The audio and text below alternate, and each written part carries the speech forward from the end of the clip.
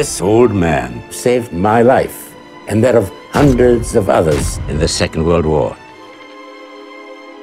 I have a motto that if something isn't blatantly impossible, there must be a way of doing it.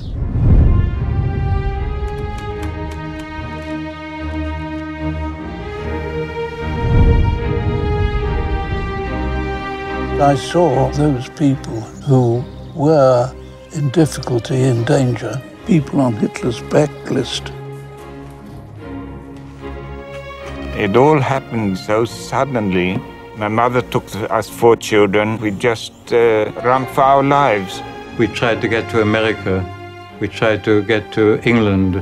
We tried to get to Palestine. But all the governments said, our borders are now closed.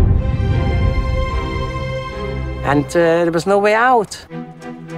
We had organized 8 transports from Prague.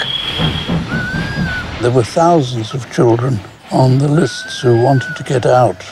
Then the day came that we had to leave. We went to the train. Everybody was there already, my grandparents and all our friends.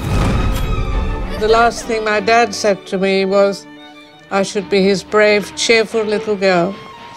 And I think I have been. Our greatest regret was that our biggest transport, which was 250 children, was cancelled because war started. And almost none of those children survived.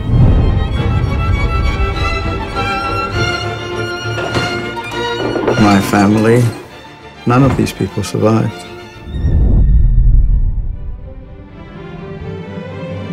Nicholas Winton has influenced so many people all over the world to help someone who is very ill or in danger.